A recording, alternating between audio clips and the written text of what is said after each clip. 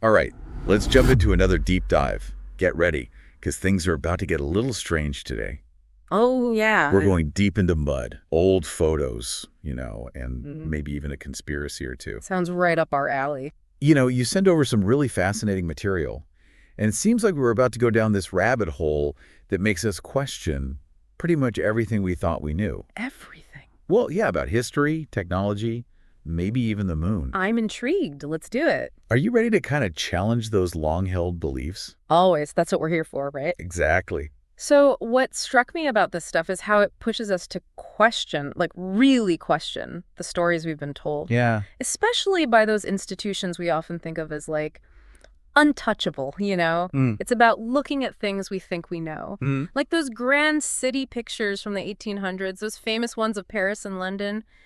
Have you ever noticed how muddy those streets are? I always thought it was just, well, the 1800s. Like Yeah. before paved roads were everywhere. Right, exactly. But these sources, they suggest it might be something more.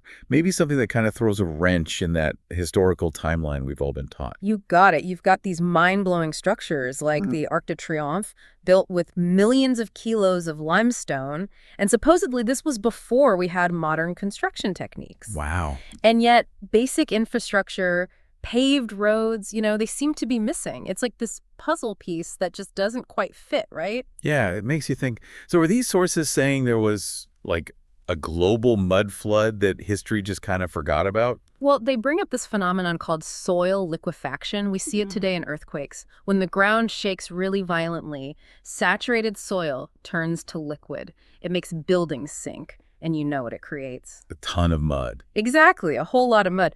So the question is, could this have happened on a global scale, sometime in the past? Okay, but hold on. If we're talking about some global event that totally reshaped our cities, Yeah. wouldn't we have more evidence than just some muddy pictures? That's where the whole buried architecture thing comes in.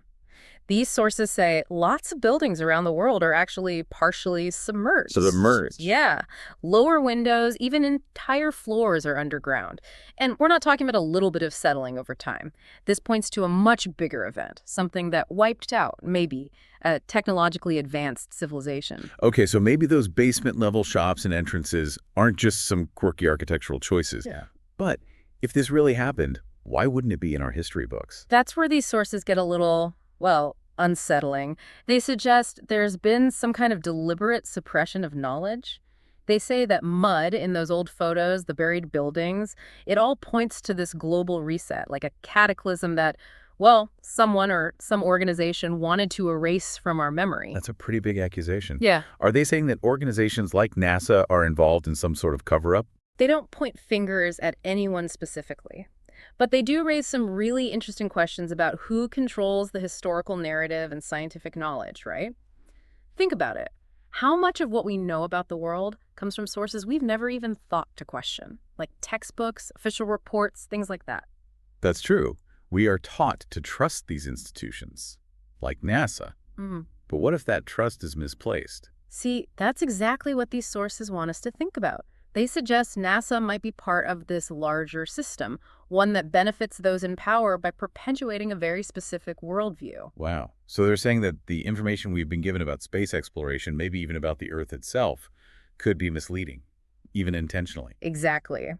They highlight these inconsistencies in the information presented by NASA and encourage us to be a bit more skeptical, Yeah. to look for different explanations. They bring up things like the lack of stars in those Apollo moon landing pictures, and they question whether humans could actually survive those radiation belts around Earth. Wait, are we going down the flat Earth rabbit hole here?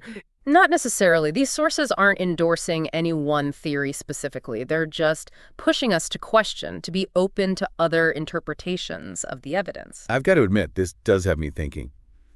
If they're right, if our understanding of history and science is being manipulated, what's the alternative? What are they suggesting instead? Well, they offer a glimpse into this world where technology was way more advanced than what we've been led to believe, a world that used energy in ways we're just starting to rediscover. Okay, now I'm really hooked. But before we get into all that, I'm still stuck on this whole thing about the orphans and those amusement park babies. It seems a bit creepy, and I don't see how it fits in with everything else we've been talking about. Can you explain the connection? Yeah, this is where things take a really interesting turn. The sources say that this whole idea of suppressing knowledge, it goes beyond just historical events. They say even societal structures and cultural practices were manipulated to hide the truth. They point to the huge number of orphaned children in the 19th century and suggest there might be a connection to this lost civilization. Like it was a deliberate attempt to erase their legacy. So they're saying these orphans weren't just victims of circumstance, but part of some larger plan to control information. The sources don't give us hard proof, but they want us to consider that. Things like the rise of orphanages, even those unsettling incubator baby displays at amusement parks, could be tied to this bigger scheme of social control and information suppression. Wow, that's a chilling thought. All this talk of hidden knowledge and lost civilizations, it's starting to sound like something straight out of a science fiction book. Are these sources saying that everything we've been taught about the world is a lie? Not necessarily a lie, but maybe an incomplete picture, right? They're highlighting these gaps and anomalies in what we've been told, and they're pushing us to look beyond the surface, explore other narratives. This is a lot to digest. Let's shift gears a bit and talk about this ancient energy grid they keep mentioning. What are they proposing exactly, and how does NASA play into this? All right, buckle up, because we're about to challenge some basic assumptions about energy and physics. These sources suggest that the buildings we see today, cathedrals, government buildings, they weren't built for the reasons we think. Okay. They're proposing that these structures were all part of a huge energy grid powered by, get this, living water.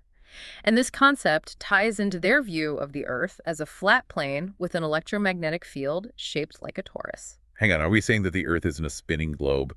I mean, we've all seen those amazing pictures from NASA, that blue marble floating in space. That's precisely what these sources are getting at. They're questioning those very images, those stories we've accepted without a second thought. Yeah. They suggest that NASA could be involved in promoting this made-up view of Earth and its place in the cosmos. Okay, I'm trying to stay open-minded here, but this is a lot to absorb.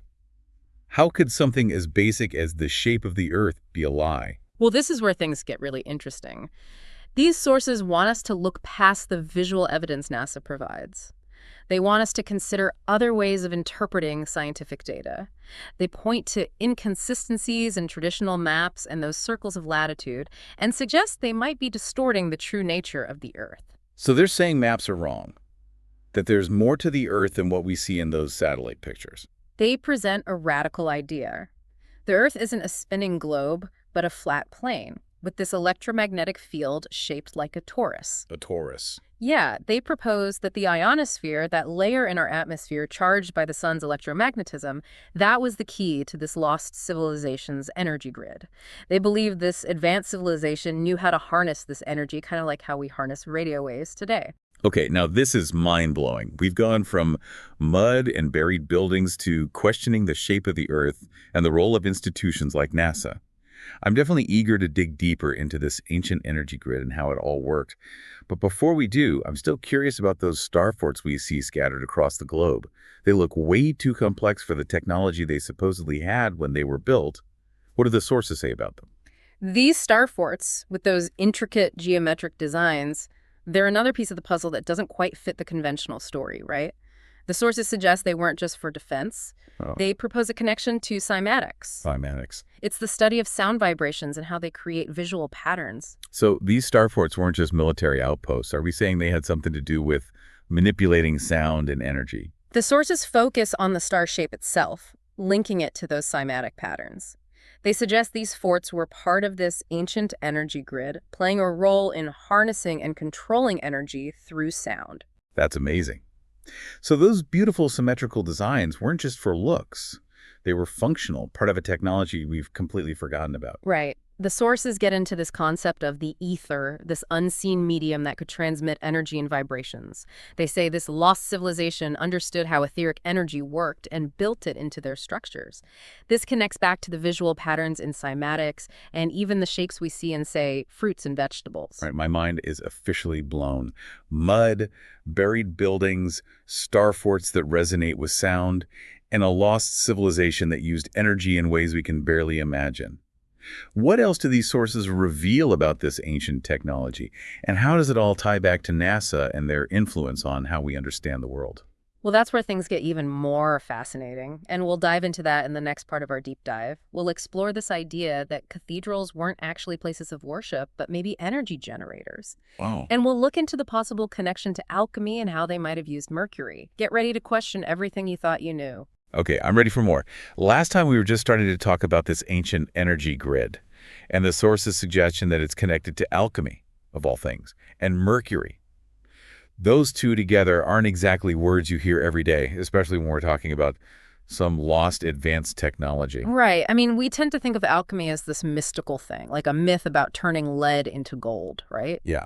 But these sources are presenting a totally different perspective. They're saying that alchemy was actually a very sophisticated system of knowledge about energy and matter, and that this lost civilization used that knowledge to create their power grid. Hold on. So are we saying that cathedrals with their huge arches and stained glass windows, were they actually like giant batteries or some kind of alchemical power plant? The sources actually point to specific architectural details that kind of support this idea. Like, they suggest that cathedrals were designed to harness and manipulate sound waves, kind of like how a modern organ does. They claim that sound and vibration were super important to the way this ancient energy grid worked. And they think alchemists were the masterminds behind it all. So now we've got water, sound, and alchemy. It's like some recipe for ancient technological magic. But where does mercury fit into all of this, and how does this connect back to NASA and their version of history? The sources say those alchemical symbols you find in many of these structures, they weren't just decoration. They were like a code, a way of encoding knowledge about the energy grid and how it all worked. They specifically talk about the lion and the eagle symbols, linking them to gold and mercury. Okay, I'm following so far. But isn't mercury like super toxic? Why would they build an energy grid based on something that could potentially hurt people? That's a great question, and the sources address that too. They acknowledge the dangers of mercury, but they also throw out this thought-provoking idea.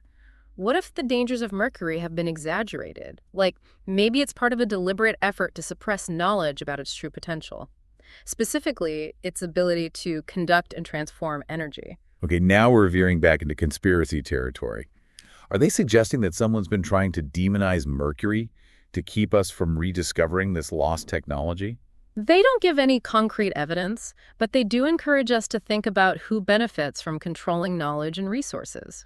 They suggest that institutions like NASA, by sticking to a specific scientific narrative, might be playing a role in keeping things that way. But why would NASA, an organization that's supposed to be all about space exploration, want to suppress knowledge about ancient technology? It doesn't really make sense. That's the big question, isn't it? These sources propose that NASA's role is bigger than just exploring space. They suggest that the information and the pictures they give us, especially those iconic photos of Earth from space, are meant to reinforce a particular way of seeing the world, one that supports the powers that be. So they're saying that those amazing pictures of the blue marble are actually propaganda, like a way to control what we think about our place in the universe. That's one interpretation, and it's definitely a thought-provoking one. These sources are challenging us to consider that even seemingly objective scientific groups can be influenced by political and economic agendas. This whole idea of an advanced lost civilization is fascinating. But if it's true, what happened to them? And how did all their knowledge just vanish from history? That's where the sources bring back the idea of a global reset, some massive event that wiped out the civilization and buried most of their technology under layers of mud. They say the 19th century, with all that mud in the streets and so many orphans, wasn't just a time of rebuilding. It was also a time when knowledge was deliberately suppressed. So they're saying that those in power intentionally hid the truth about this lost civilization and all its technology. But why? What would be the point? These sources believe that the people who control the narrative, those who shape what we think about history and science, they benefit from keeping us in the dark, literally and figuratively. They suggest that by keeping this advanced energy technology a secret, they get to maintain control over resources and how we produce energy. This is starting to sound a lot like a typical conspiracy theory, like a secret elite group controlling the world from the shadows. Mhm. But if they wanted to keep this lost civilization hidden, wouldn't they have destroyed all the evidence? Why leave any of those structures and symbols behind? That's a really good question, and the sources actually address that. They think the evidence was just too widespread to completely destroy. So they suggest that those in power chose to repurpose those structures, basically incorporating them into the New World Order and hiding their true purpose. So they turned cathedrals into churches, star forts into military bases, and all the knowledge about what they really were just faded away. That's a pretty clever plan, even if it is kind of sinister. But if this is all true, why reveal it now? Why bring all this hidden knowledge out into the open? The sources say we're at this turning point in human history. They think the old stories are falling apart and new possibilities are emerging.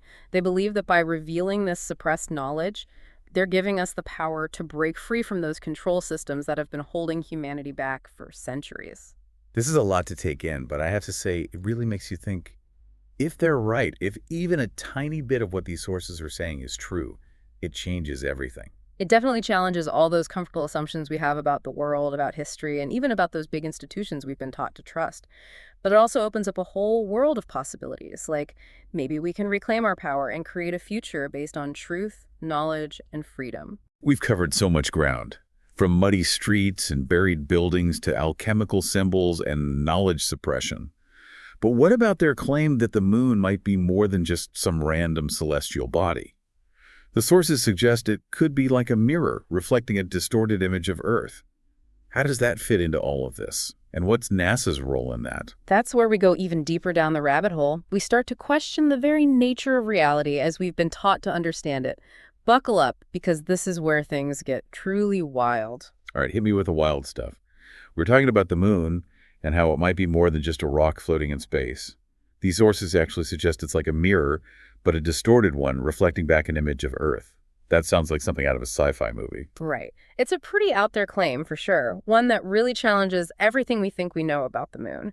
But these sources, they're pushing us to think beyond the pictures we've been shown by groups like, well, NASA, to consider some alternative explanations. So they're saying those famous moon landing photos, the ones we all saw growing up, those might be misleading, that there's more to the moon than what we see. They point to some specific things, like how there are no stars in the background of those moon landing pictures, and there are inconsistencies with the lighting, the shadows. They also question if humans could even survive those radiation belts surrounding Earth. Wow. So they're proposing that the moon might not be a solid celestial body at all, but a plasma phenomenon, like a luminous disk created by radiation from a central vortex up at the North Pole. Wait, hold on. A plasma moon and a vortex at the North Pole. That sounds like something out of a fantasy book. It's a radical theory, no doubt. It completely contradicts what NASA and other scientific institutions have been telling us. But the sources, they want us to keep an open mind. They say this plasma moon theory could explain why the moon glows, why it seems to follow us as we move, and why its surface reflects a distorted image of our world. I'm trying to wrap my head around all of this. If the moon isn't what we've always been told, what does that even mean? And how does it connect to this lost civilization and all this talk about knowledge being suppressed? Well, the sources suggest this plasma moon, acting like a distorted mirror, could actually hold clues about this lost civilization, and maybe even about the true nature of Earth itself. Okay. They point to the work of a researcher named Sturgios. He claims to have found that the patterns on the moon's surface actually match up with land masses on Earth, Like the continents. including continents that we don't know about. Wait, what? Unknown continents? Are they saying there are entire continents out there we haven't discovered? That's a huge claim. It's definitely a bold statement, and it would take a lot of evidence to back it up. But the sources, they suggest the moon and its distorted reflection of Earth, might be the key to unlocking all of this hidden knowledge. They're urging us to look at alternative maps, to consider that the true shape and size of our world might have been deliberately kept from us. Okay, let's recap. We've got mud, buried buildings, star forts that resonate with sound, alchemy, mercury, a lost civilization with advanced tech, and now we've got a plasma moon reflecting hidden continents. It's a lot to process. It is a lot to process, and it challenges everything we've been taught about the world. But that's the exciting part of questioning things, right? Of exploring different narratives and looking for the truth beyond the official story. I'll admit, it's both exhilarating and a bit scary to think that everything we thought we knew could be wrong. So what are we supposed to do with this information? Where do we go from here? Well, these sources don't give us a map or a set of instructions. They just want us to keep exploring, to keep asking questions, researching, and to trust our own gut feelings as we try to make sense of this new understanding of reality. They emphasize critical thinking, doing our own research, and keeping an open mind. So it's really up to each of us to decide what we believe, to put the pieces together and find our own truth. Exactly. Think of these sources as a spark something to ignite our curiosity and encourage us to look beyond what we've been told. They remind us that the search for truth is a never-ending journey, and one that requires courage, discernment, and a willingness to challenge the status quo. This has been an amazing deep dive. We've come a long way from those muddy streets and buried buildings to this idea of a plasma moon and hidden continents. It's mind-boggling, but it's also incredibly empowering. Thank you for walking us through all this and exploring these alternative narratives and hidden knowledge with us. And to our listeners, remember, keep questioning, keep researching, and keep an open mind. The truth, whatever it may be, is out there waiting to be discovered.